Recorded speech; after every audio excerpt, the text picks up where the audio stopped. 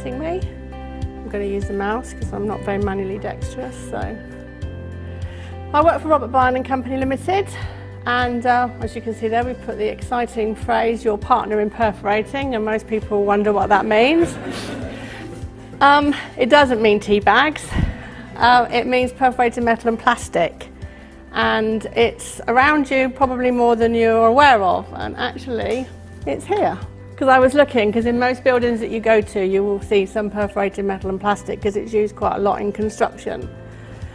So a couple of examples, that is actually the Price Waterhouse building, the far one, which is on the South Bank, and that's perforated metal. We did the facades for that. So what we are is a subcontractor to another subcontractor.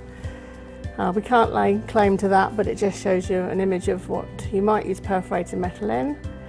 And a speaker grill in a car, cooling centres and lighting amongst the more larger applications. And then one that you probably wouldn't be aware of is the what I call the sort of braille concrete by traffic lights and everything, so that you've got the knobbles, as I call them, on the pavements. That's actually extruded from plastic. So they put sand in it with a plastic filter and get those shapes. So that's quite a big marketplace. So the company's been established since 1966, so we're just coming up to 52 years trading, and I've worked there for 30 years. When I joined in 1986, it was primarily presswork as opposed to perforating, so it was probably people piecework, one lady, one machine, and there was a lot of females there at that time. Presswork was sort of quite common in the UK, and perforating, there were only 2 other people other than us that do it, so the idea was to move into something that was a bit more of a niche market, that was more capital intensive in terms of machinery and less labour intensive. So for example, a perforating line now with a levelling line would be over £1 million, so there's sort of quite high barriers for other people to come in. But it's also quite a specialist knowledge industry because there's a lot that can go wrong when you perforate metal. It needs to be flat for it to have a good application. So I was lucky to join at a time when the business was going through rapid growth in terms of sales growth, and there were opportunities that were made available to me that I took. Hence I'm here today. So we're quite proud of what we do, and as an SME, because there are only 28 of us at the moment, we think it's important that we look outside and we don't become too insular. So we're quite keen on getting involved with other people. So we entered the Best Factory Award in 2011, of which we got the judges' commendation.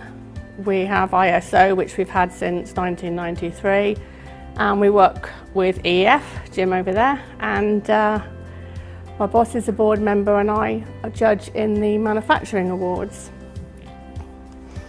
We also quite like to blow our own trumpet, so anytime we've got anything that we think is noteworthy, we like to get it in the press. So this was actually 5 years ago.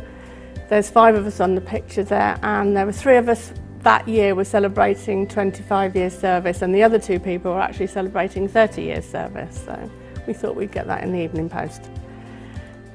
We also appeared on the BBC News at 10 with Robert Peston when he was doing an article on productivity.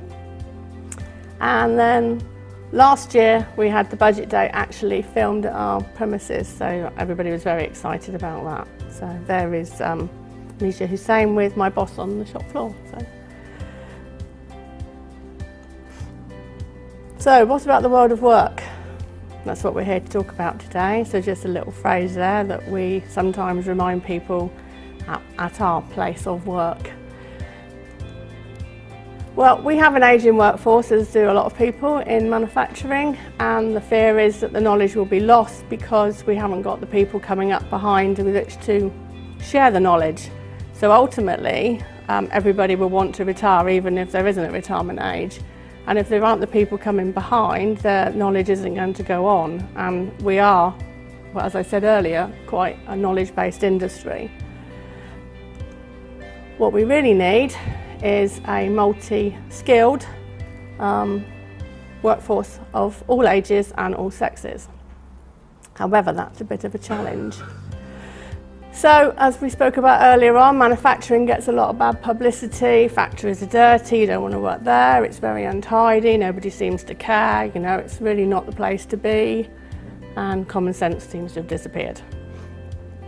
So the reality is that obviously engineering is a good place to be, that's why we're all here today. You know, it's open to all, and it's an exciting place to be. On top of that, it can be quite sexy, and as we've heard earlier on, it pays well.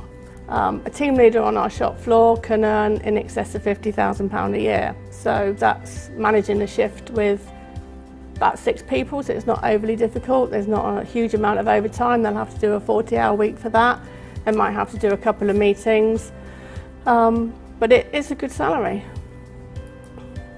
The problems that I've had, or we've had, have been getting schools to engage with us. A few years back, I used to get sent by one establishment that doesn't exist anymore, but it was set up in about the early 90s.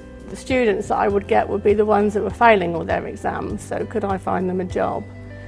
You know, people that come that aren't ready for the world of work at all, they haven't really thought about what it means, or they say yes, they'll do it, and then when they get there they don't do it.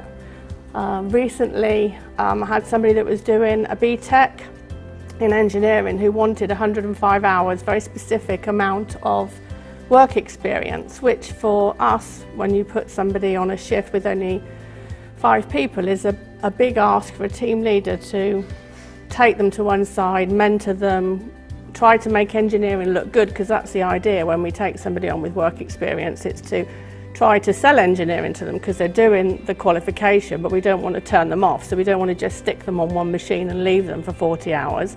We want to actually engage them. So we want to show them that this is what you could do. You could learn to set a press, you could be involved in a quality issue, you can do a mini sort of Kaizen. So it's quite a big ask for us to do this, but we always want to do it.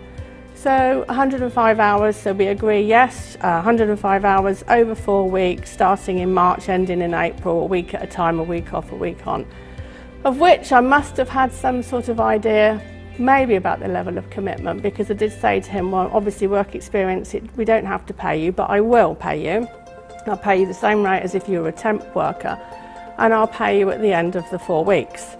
So give me your bank details, etc., etc. First week okay, second week okay, week 3 came and he didn't appear, and then I got an email from him saying, thanks very much, but I've just checked with my tutor and actually I don't need to do 105 hours, so I'm not coming in anymore. So that's what I have to put up with. So, however, light at the end of the tunnel. So at the moment, things are more positive. I've had a young lad from Reading School email me and say that he's thinking of doing engineering after A-level. He wants to do a year in industry because we work with EDT. Could he have a week work experience in August just to see if it's the sort of thing that he might like? And I've said yes, please come along. I've been trying to get in touch with local schools. I've written to 22, emailed 22, emailed 22. Finally, just this last week, on the 3rd attempt, I've had 4 of them that have said, yes, we're interested in working with you. So I'm very pleased about that. We also have, again, through the Year in Industry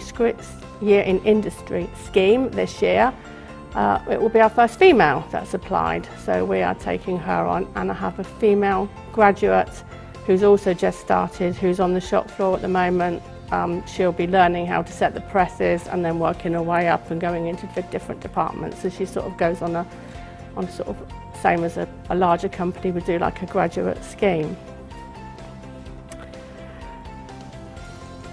Okay, so I've probably painted quite a bad picture, but it hasn't always all been doom and gloom. So I have had my odd shining star, and here is my odd shining star. So this is Joe, who came to us in 2014 as a Year in Industry student. At the time, he'd been accepted by Cambridge he went to a quite unremarkable comprehensive in Reading, and I can say that because I went to the same school, so I know it's unremarkable. He did, when he came for interview, he was very shy, very withdrawn. There were sort of doubts about whether or not he might be hardy enough to cope with the day-to-day on the shop floor. But I noticed on his CV that he put down as a hobby that he'd been doing since the age of about 15, that he worked at Didcot Great Western Railways. And when I questioned him on what he did there, he basically worked with sort of railway engineers repairing the steam trains. So I thought anybody that chose to do that in their private life probably had more about them than maybe they sort of told me at interview. And I wasn't wrong, because you can see South East Regional finalist, and he got judge's commendation. So we were very pleased about that. He also keeps in touch by email. He came back last year in the summer for a month. He's coming back this year as well for a month. So I'm very hopeful that ultimately the idea would be that one day he comes back and works for us, because he would be the reason that we do the year in industry, is that so hopefully we get the youngsters through, and that somebody that works for us goes, oh, actually I didn't mind it there, I wouldn't mind going back. So I asked him some questions, because obviously about what today was about, so I thought I'd get his opinion on females in engineering. And likewise, I have a friend who has a mechanical engineering degree, which she got over here, and then she took it and emigrated to Australia. So, but I did ask them both the same sort of questions, and they both said that engineering was neither discouraged or encouraged at junior level, but the female thought that it should have been encouraged at junior school level. She said that she got involved via her dad because she was just interested in how things worked. Both of them said that pre-senior school they both knew that they wanted to be an engineer, so that they had already made their mind up before they got to secondary school. At the moment, Joe is telling me that females are in the minority on his course at Cambridge, but he's commented that one of them is from Singapore, where he believes that maybe in Singapore female engineers are more common. This is sort of backed up by a client of mine, who's a corporate client, who says that because I asked him some questions on the ratio, and he said in China that it's more common. Both the male and the female graduate think women in engineering might be of higher value because they've had to overcome more obstacles. However, both of them stress that we shouldn't be pushing females into engineering just to fill a quota. It had to be because they wanted to do it. They both thought it was good to have a balance in the workplace. Both male and female bring in merits.